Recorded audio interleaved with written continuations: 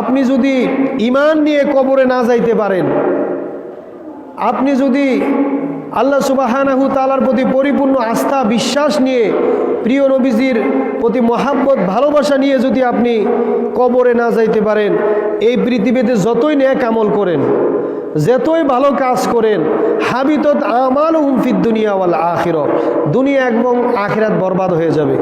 অর্থাৎ ঈমান নিয়ে যদি আপনি কবরে না যাইতে পারেন, এই দুনিয়াতে 60 বছর 70 বছরের জিন্দিগিতে আপনি যতই ভালো কাজ করেন, যতই সালাত আদায় করেন, যতই মসজিদ মাদ্রাসায় দান সদকা করেন, যতই জনকল্যাণমূলক কাজ করেন, ঈমান নিয়ে যদি আপনি কবরে না যাইতে পারেন, সব কিছু নিষ্ফল হয়ে যাবে।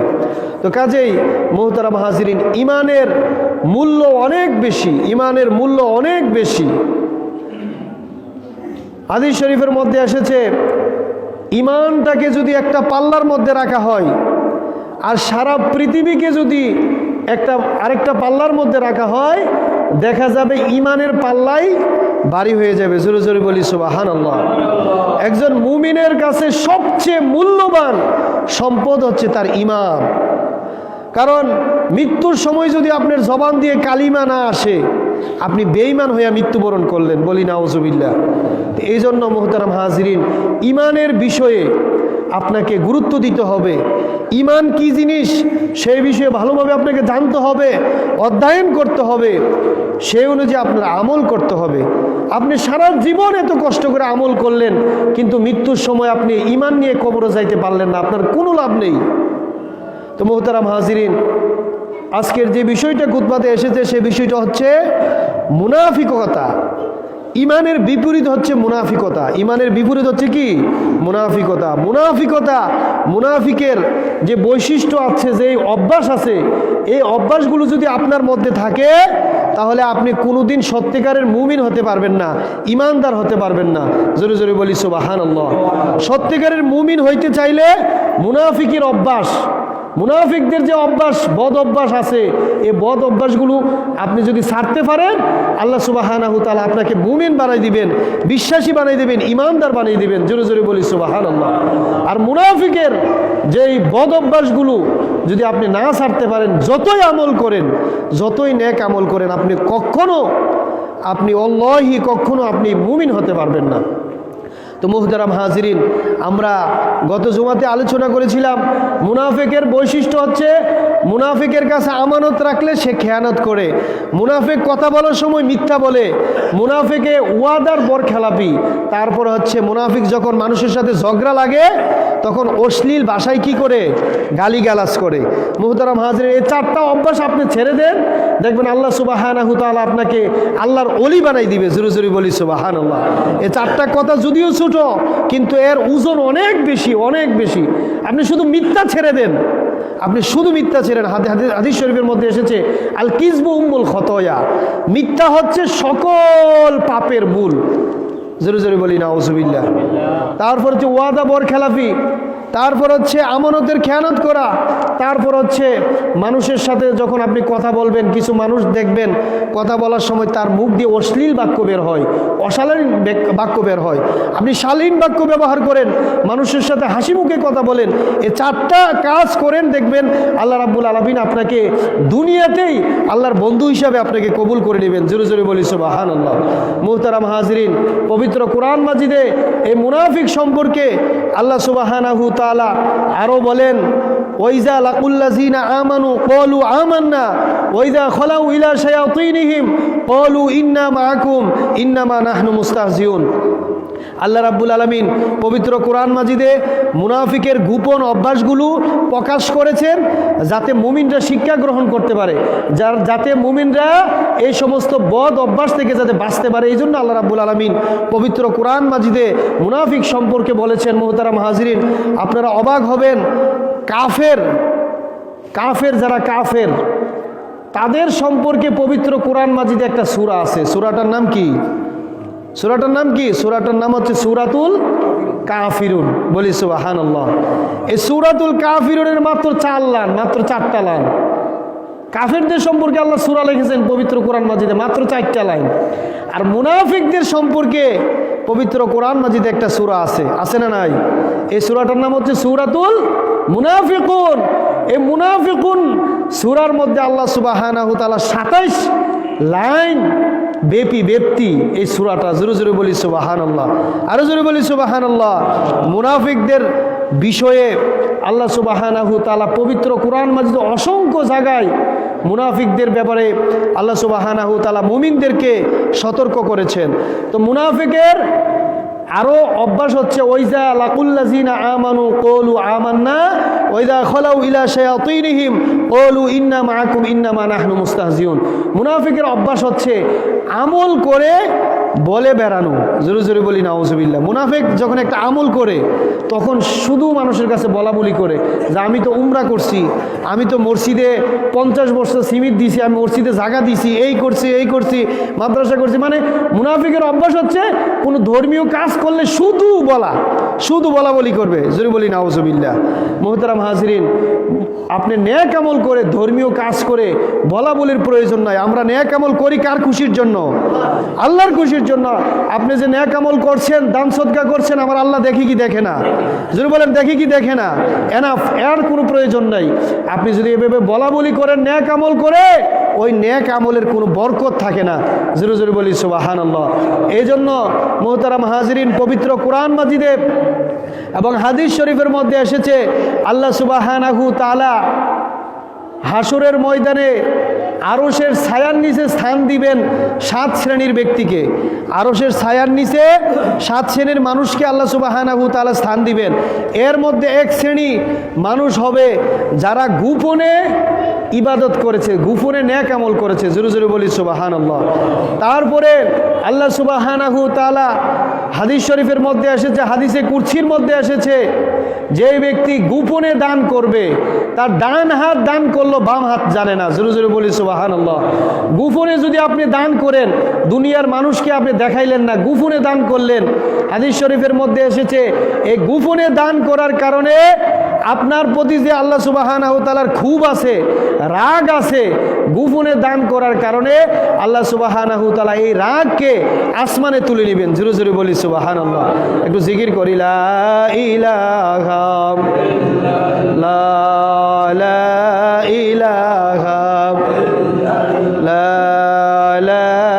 ইলাহা আও লা ইলাহা আও লা ইলাহা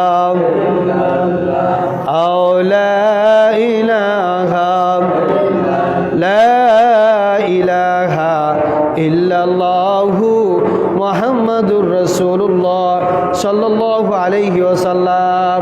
তাহলে মুনাফিকের অভ্যাস হচ্ছে আমল করে মানুষের কাছে বলা বলি করে। আপনি ধর্মীয় কাজ করে মানুষের কাছে বলা বলির প্রয়োজন নাই। তারপরে পবিত্র কোরআন মাজিদ আল্লাহ সুবহানাহু তাআলা বলেন, ওয়াইজা কিলা লাহুম তাআলাউ ইলা মা আনজালাল্লাহু ওয়া ইলার রাসূলি রাআইতাল মুনাফিকিনা ইয়াসুদ্দুনা আনকা সুদুদা।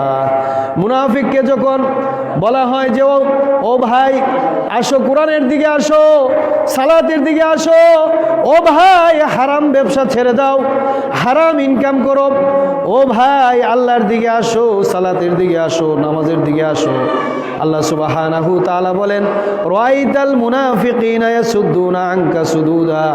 হে রাসূল, দেখবেন মুনাফিকদেরকে আল্লাহ এবং তার রাসূলের কথা বললে, কোরআনের কথা বললে, প্রিয় নবীজির কথা বললে, হালাল হারামের কথা বললে যদি বলা হয় ভাই হারাম ব্যবসা করতেছো, হারাম ব্যবসা ছেড়ে দিয়ে হালাল ব্যবসা করো, হারামের দিকে আসো, হারাম রুজি রোজগার করো, সালাতের দিকে আসো, যখন এদেরকে বলা হয় তখন আল্লাহ রাব্বুল আলামিন বলেন, রাআইতাল মুনাফিকিনা ইয়াসুদ্দুনা আনকা সুদুদা।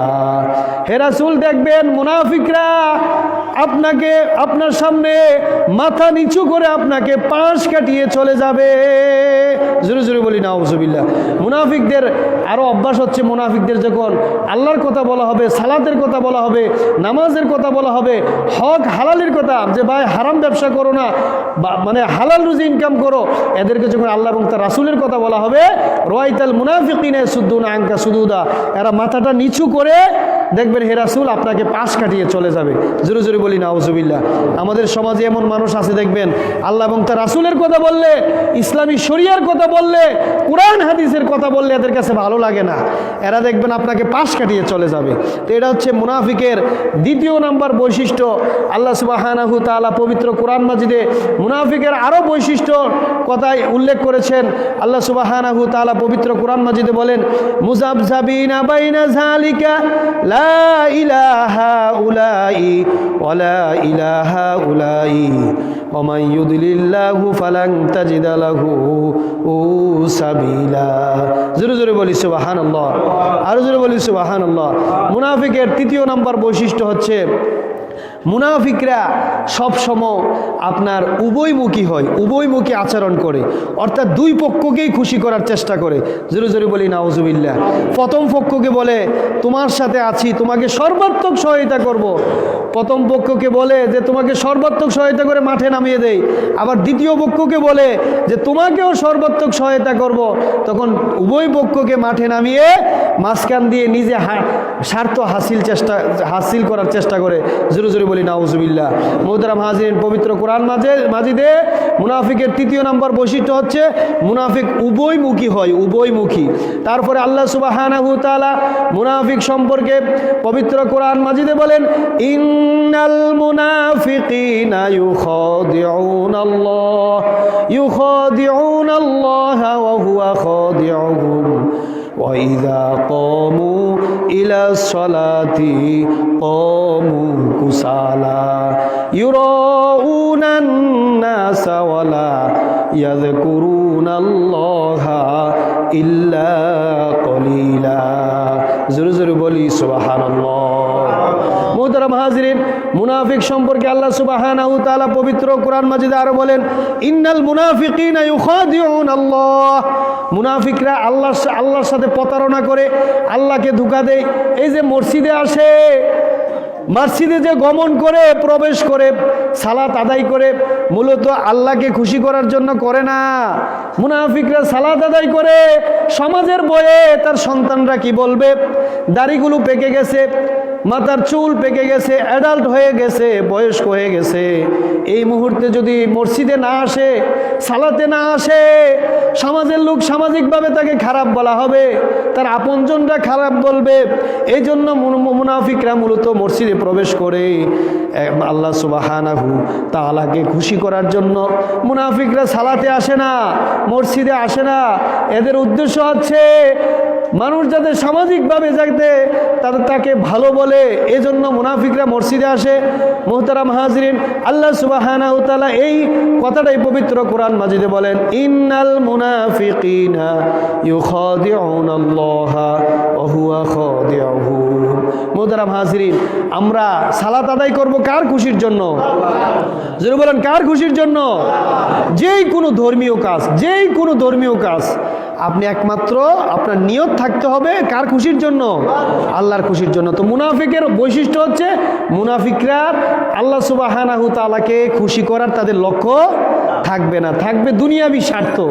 মুহতারাম হাজিরিন, আল্লাহ সুবহানাহু তাআলা মুনাফিকদেরকে বিষয়ে আরো বলেন, ইন্নাল মুনাফিকিনা ইউখাদিউনাল্লাহ খাদিউহুম ওয়া ইযা কামু ইলা সলাতি কামু কুসালা ওয়া ইযা কামু ইলা সলাতি। মুনাফিকরা যখন সালাতে দাঁড়ায়, মুনাফিকরা যখন সালাতে দাঁড়াবে, কামু কুসালা, অলসতা নিয়ে সালাতে দাঁড়াবে। বলি নাউজুবিল্লাহ।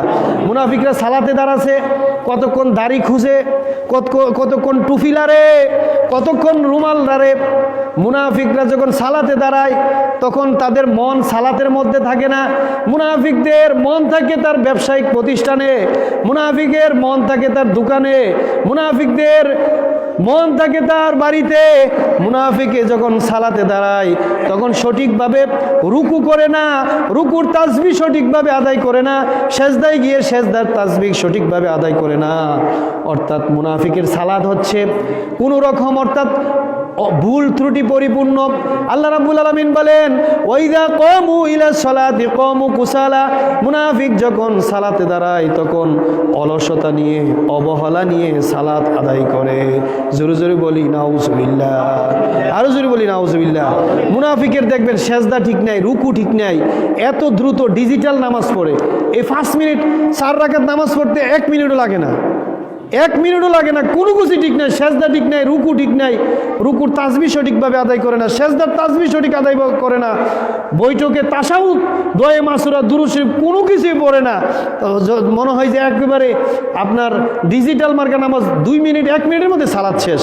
তো মোহতারাম হাজরিন, পবিত্র কোরআন মাজিদে এই মুনাফিকের আরও অনেক বৈশিষ্ট্য বলা হয়েছে, যে বিষয়টা আমি আপনাদেরকে বিশেষভাবে বলতে চাই আমার প্রিয় বাবারা ভাইয়েরা, হাতে ধরি পায়ে ধরি, আপনি মুনাফিকের অভ্যাস যদি আপনার মধ্যে থাকে, আপনি যতবারই হজ করেন, যতই উমরা করেন, মসজিদে যতই দান সদকা করেন, যতই নেক আমল করেন, হাবিতত আমালুম ফিদ দুনিয়া ওয়াল আখিরাহ, এগুলো কোনো কাজে আসবে না, কোনো কাজে আসবে না।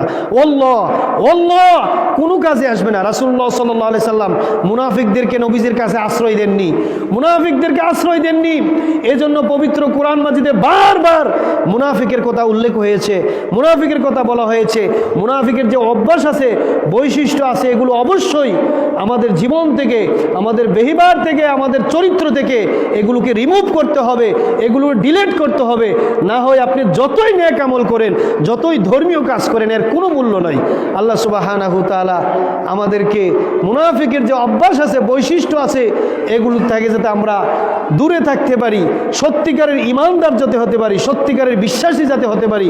আমাদের কুল ইন্না সলাতি ওয়া নুসুকি ওয়া মাহইয়ায়া ওয়া মামাতি লিল্লাহি রাব্বিল আলামিন, আমাদের জীবন, আমাদের মরণ, আমাদের ধন সম্পদ, সমস্ত কিছু যাতে আল্লাহ সুবহানাহু তাআলার জন্য হয়। আল্লাহ সুবহানাহু তাআলা যাতে আমাদেরকে শক্তিশালী ইমানদার বানিয়ে দেন, পরিপূর্ণ ইমানদার বানিয়ে দেন, পরিপূর্ণ মুসলমান হয়ে, পরিপূর্ণ প্রিয় নবীজির উম্মত হয়ে, আশেক হয়ে আমরা যাতে কবরে যেতে পারি, ইমান নিয়ে যাতে কবরে যাইতে পারি। আল্লাহ সুবহানাহু তাআলা আমাদের সকলকে তৌফিক দান করুন।